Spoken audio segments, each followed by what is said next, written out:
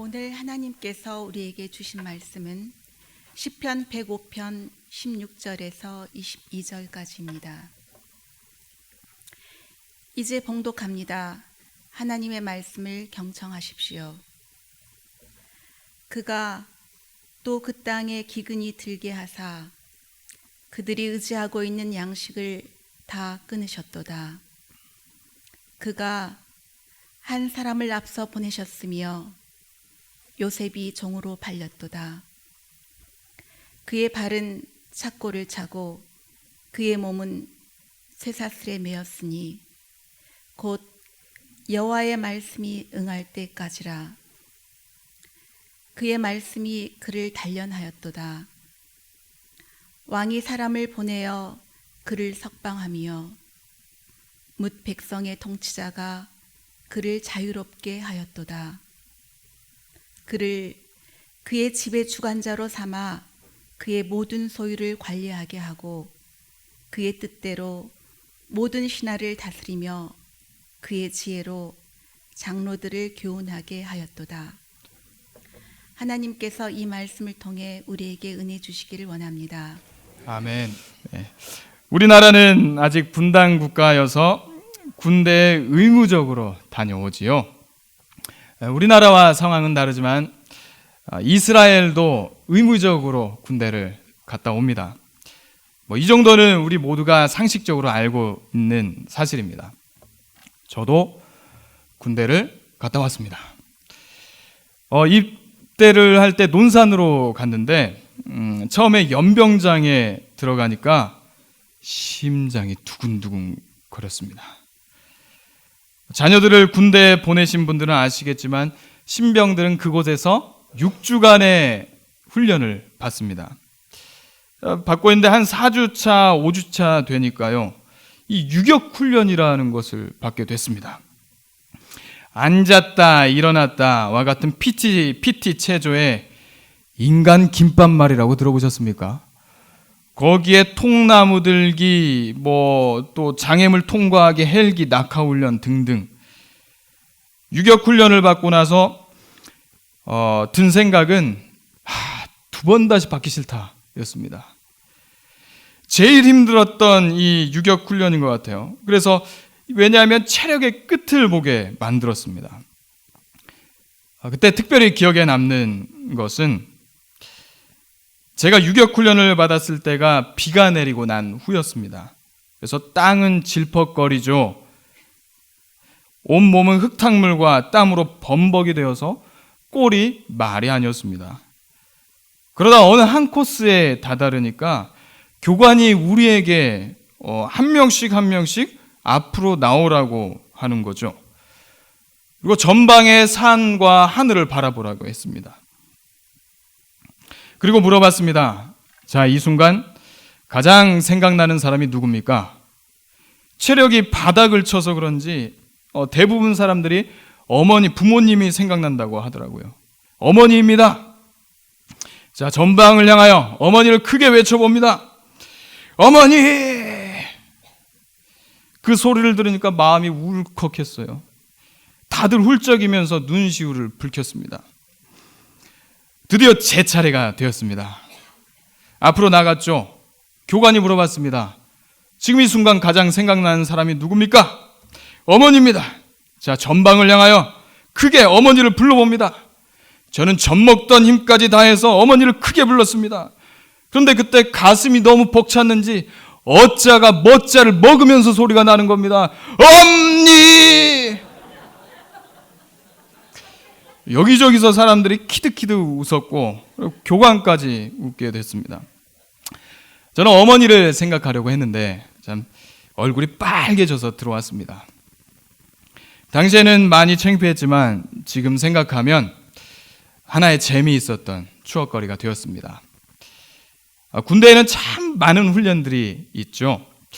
한 해가 끝나면 또 다음에 또 훈련을 반복합니다. 그렇게 하는 이유는 아마도 어떤 일이 터졌을 때 우왕좌왕하지 않고, 어디 갈지 몰라 우왕좌왕하지 않고 어리숙하지 않게 숙달되게 하려는 그 이유 때문일 것입니다.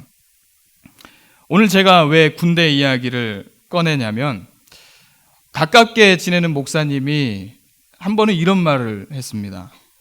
아무리 생각해도 신앙은 훈련인 것 같다. 가만히 생각을 해보면요, 참 일리가 있는 말이 아닐 수 없습니다. 물론 군대에서 받는 그런 훈련과 같지는 않지만 신앙에 훈련이 있는 것 같습니다. 여러분, 이스라엘 백성들이 광야로 나가면서 무작정 나가지 않았습니다. 성막을 중심으로 진을 구성했죠. 동쪽에는 유다, 이사갈, 스불론, 남쪽에는 르우벤, 시므온, 갓, 서쪽에는 에브라임, 므낫세, 베냐민, 북쪽에는 단, 아셀, 납달리. 자, 이렇게 마치 군대가 행군하듯이 그들은 광야로 행진해 나갔습니다. 우리가 신앙생활 하면서 살아가는 것이 신앙과 인생의 훈련을 받는 것과 같지 않나 생각합니다. 훈련에는 다소 가벼운 것도 있고 또 그리고 혹한기처럼 고통스러운 것도 있듯이 우리의 삶의 순간은 그와 같지 않습니까? 어른들은 이런 말씀들을 하십니다. 살아봐라. 기쁠 때보다 걱정될 때가 더 많다. 여러분 어떠십니까? 그렇다고 생각이 드십니까? 어떤 분들은 그렇지 않을 수도 있습니다. 사는 것이 마냥 즐겁고 걱정이 없고 행복한 분들도 있습니다. 사실 인생이 언제나 고달픈 것만은 아니죠. 우리는 행복한 순간들을 맞이하기도 합니다. 하지만 모든 사람들의 그 속내를 양파를 벗기듯이 하나씩 벗겨가다 보면은 다들 한 가지씩 걱정거리들을 안고 살아간다는 것을 어렵지 않게 알 수 있습니다. 여러분, 주일이니까 우리가 예배드리기 위해서 옷을 잘 차려입고 와서 그렇죠. 집에 가면 걱정거리들 한 보따리씩 안고 살아가는 사람들이 얼마나 많습니까? 그래서 이런 삶에 대한 깊은 통찰을 가지고 있는 음유시인이 이렇게 노래하지 않습니까? 내가 웃는 게 아냐. 하나님은 왜 우리에게 기쁨과 슬픔이 뒤섞여 있는 세상을 살아가게 하실까요? 더군다나 기쁠 때보다 슬플 때가 더 많다면 그런 세상을 왜 살아가게 하실까요? 이럴 바에야 차라리 요한계시록에서 나오는 것처럼 말씀하시는 것처럼 모든 눈에서 눈물을 닦아주시고 그리고 다시는 사망도 없고 애통하는 것도 없고 곡하는 것도 없는 아픈 것이 없는 곳으로 빨리 데려갔으면 좋겠는데 우리를 사랑하신다면서 왜 아직도 이 힘든 곳을 살아가게 하시느냐 이 말입니다. 창세기 37장에 보면은 요셉의 이야기가 나옵니다. 요셉은 노년에 얻은 아들이고 사랑하는 라헬이 낳은 아들이죠. 야곱은 다른 아들들보다 요셉을 특별히 더 사랑했습니다. 그래서 다른 아이들한테는 몰라도 요셉에게는 채색 옷을 입히고 특별 대우를 해줬습니다. 그런데 요셉은 형들의 과실을 야곱에게 고자질하죠. 그리고 나서 요셉의 꿈 이야기가 나옵니다. 밭에 있는 형들의 단이 요셉의 단에 절을 하고 해와 달과 11별이 또 요셉의 별에 절을 했다고 말을 합니다. 자, 이쯤 되니 형들은 요셉을 미워합니다. 형들의 눈에 가시가 되었습니다. 그래서 37장 뒷부분에 가면 형들이 그를 미디안 사람들에게 팔고 그리고 미디안 사람들은 그를 애굽에서 바로의 신하 친위대장 보디발에게 팔았다라는 이야기가 나오고 있습니다. 가족에게 버림을 받고 노예가 되어 종살이를 하게 된 요셉. 그래도 그의 삶에 아직 희망이 있는 것 같습니다.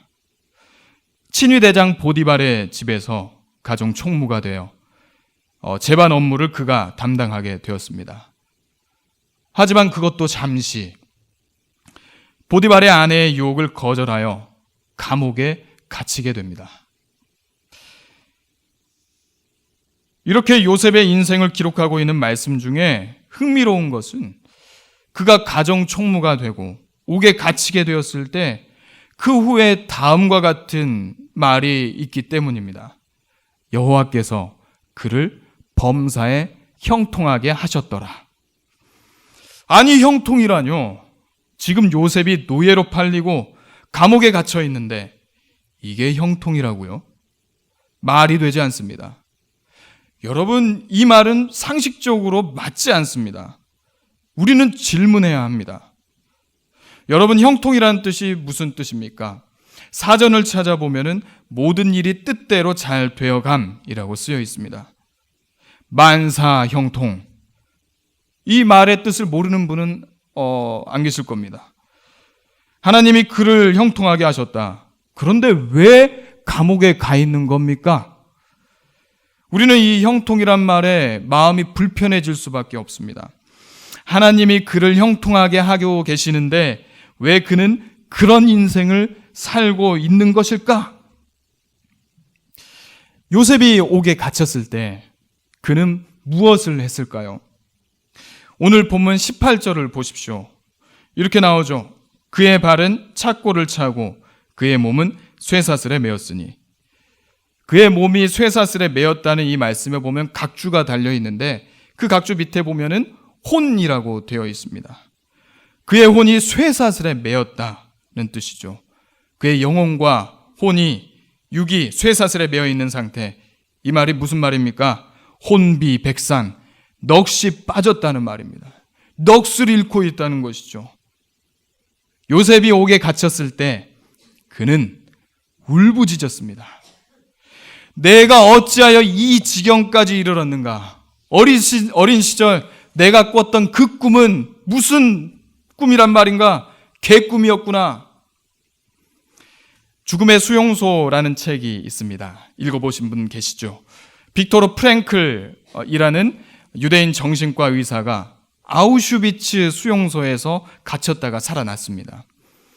살아난 몇 사람 중에 그가 끼게 되었죠. 그가 아우슈비츠에서의 그 고통을 책으로 썼습니다. 근데 그 책은 얼마나 내가 힘들었는가를 쓰기 위한 책이 아니라 정신의 한 측면에서 보는 새로운 눈을 가지고 한 인간의 존재의 의미를 찾았습니다. 그는 이렇게 묻습니다. 한 사람이 생존을 위해서 발버둥을 칠 때는 무엇을 근거로 해서 발버둥을 칠 용기를 가지는가?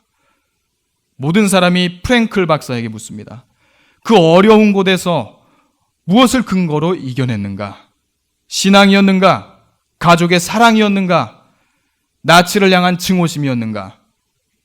그의 대답은 이 한마디였습니다. 눈물과 한숨으로 이겨냈습니다.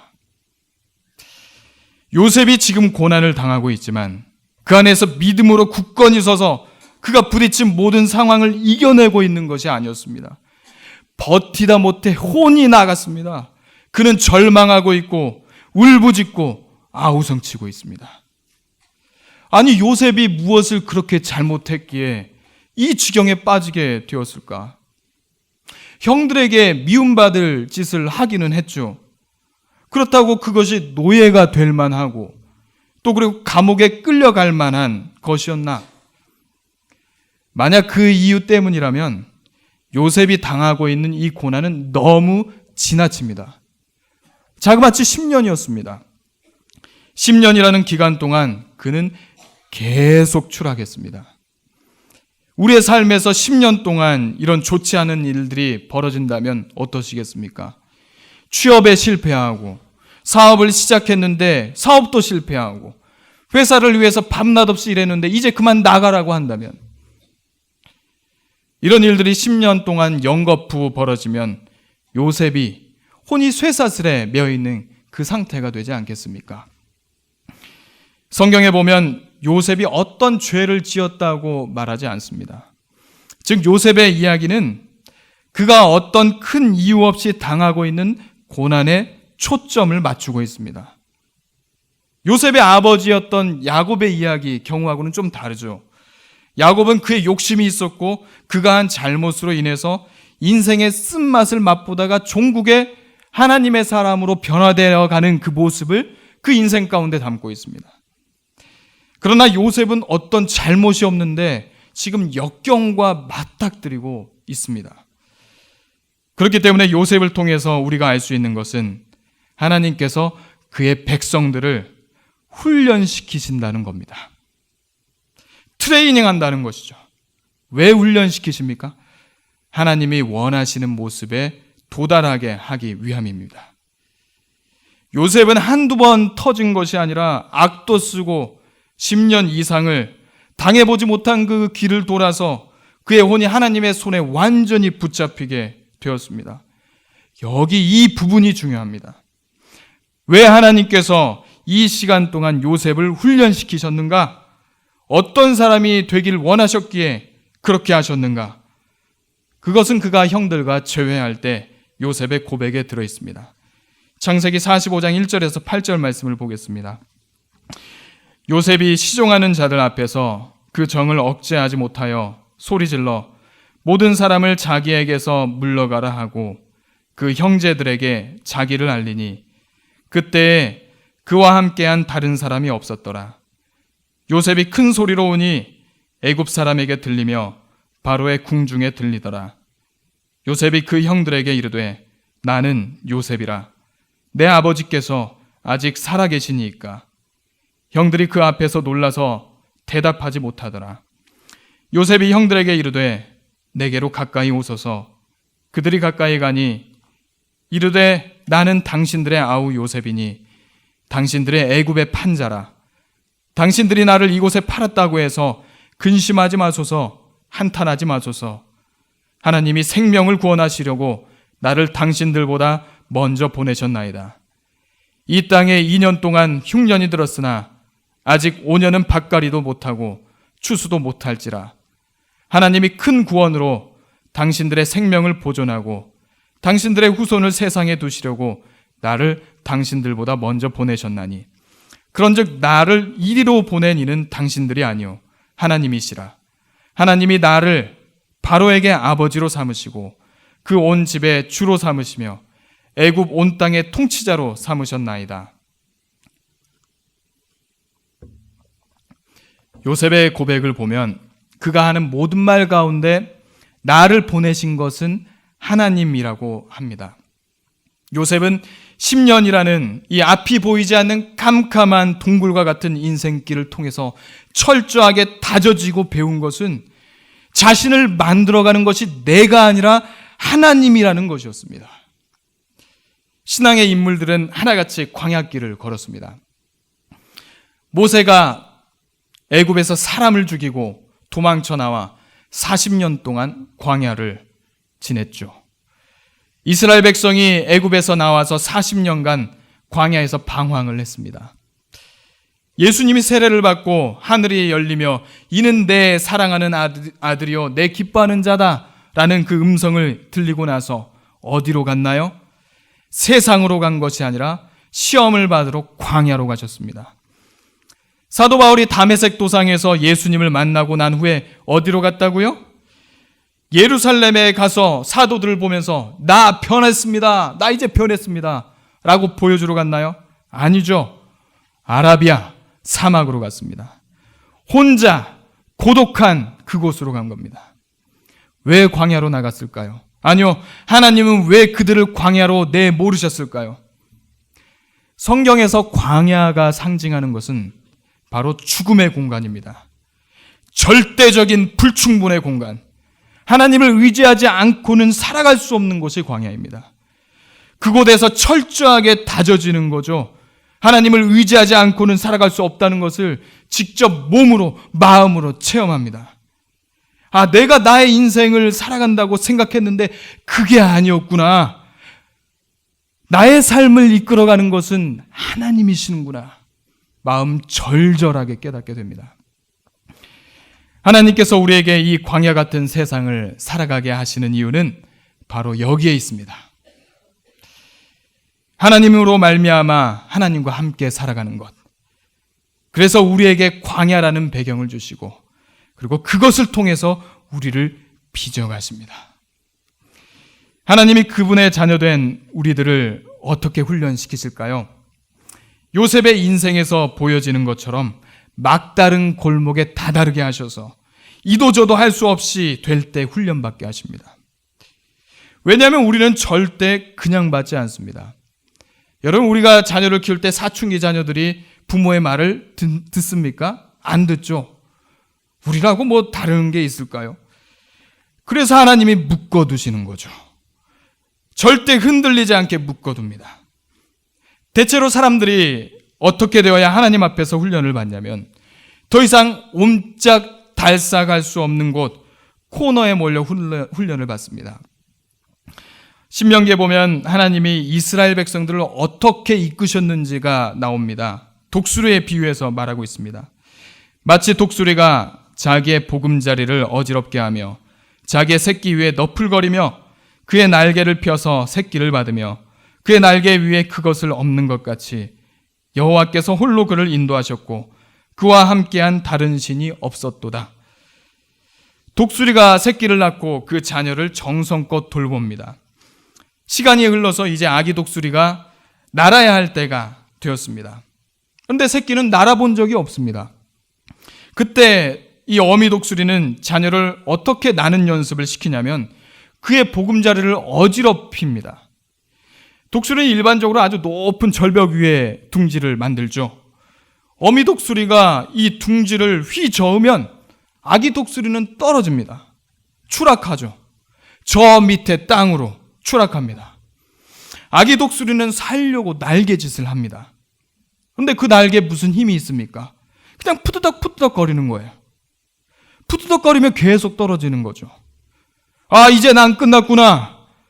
이제 이렇게 떨어져 죽는구나. 어미 독수리는 저 하늘에서 그 떨어지고 있는 자녀를 보고 있습니다. 하지만 자녀가 땅에 부딪히려는 그 순간 어미 독수리는 손살같이 내려와 2미터가 넘는 그 날개를 활짝 펴서 자녀를 받아줍니다. 그리고 다시 그때 이 자녀 새끼 독수리는 알게 되죠. 그래, 엄마가 나를 지켜주고 있었지. 그리고 며칠이 지나면 어미 독수리는 또다시 이 둥지를 휘젓습니다. 새끼는 또 떨어지면서 날개짓을 푸드덕거립니다. 땅에 떨어지려는 부딪히려는 그 순간 어미 독수리는 다시 손살같이 내려와 새끼를 안아줍니다. 이것을 계속 반복하는 거예요. 그런데 이 새끼가 떨어지면서 살려고 푸드덕거리는 그 날개짓이 아무 의미 없어 보였던 그 날개짓, 마치 실패인 것만 같은 그 날개짓이 그 날개짓으로 인해서 어느새 이 날개죽지에 근육이 생기고 있었던 겁니다. 그리고 어느 날 어미 독수리가 다시 둥지를 어지럽히죠. 새끼 독수리가 떨어집니다. 그런데 이번에는 다릅니다. 수없이 떨어지면서 훈련되었던 그 푸드덕거렸던 그 날개짓으로 인해서 근육 생겼던 그 근육으로 인하여서 이제 날개를 활짝 펴고 바람을 가르며 창공을 향하여서 비상하여 날아갑니다. 여러분, 우리가 광야와 같은 세상살이를 하다 보면 어미 독수리가 보금자리를 흔들듯이 우리의 삶의 터전이 흔들릴 때가 있습니다. 마음 아픈 일도 있고 그래서 울기도 합니다. 누구나 인내하고 믿음을 가지면 이길 것이라고 쉽게 이야기할 수 없습니다. 무지무지하게 아픕니다.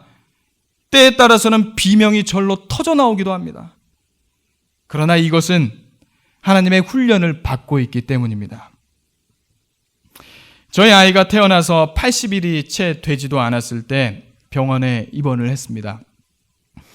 아이가 입원하는 것을 보는 것은 참 어려운 일이었습니다. 한밤중에 아이가 열이 떨어지지 않아서 40도에 계속 육박해서 응급실을 데려갔습니다. 응급실에서는 가니까 3가지 검사를 하더라고요. 소변 검사, 피 검사, 그리고 뇌수막염 검사. 주사바늘이 아이의 살을 파고들 때 아이가 자지러지게 웁니다. 악을 쓰며 웁니다. 그런데 제가 그때 제일 버티기 힘들었던 것은 뇌수막염 검사였습니다. 80일도 되지 않아서 별로 크지 않은 이만한 아이였죠. 그런데 그 뇌수막염 검사를 하려고 이따만한 바늘이 허리를 뚫고 그 척수를 뽑으려고 바늘이 들어가는 거예요. 검사가 진행되는 동안 밖에서 아내와 함께 기다리는데 안에서 아이가 자지러지게 우는 거예요. 아니요, 그것은 우는 소리가 아니었습니다. 그것은 비명이었습니다. 너무너무 괴로웠습니다. 당장이라도 뛰어 들어가서 데리고 나오고 싶었습니다. 하지만 그럴 수 없었습니다. 바깥에서 발을 동동거리며 기다릴 수밖에 없었습니다. 왜 그럴 수밖에 없었을까요? 아이가 건강해져야 하니까. 더 아프면 안 되니까.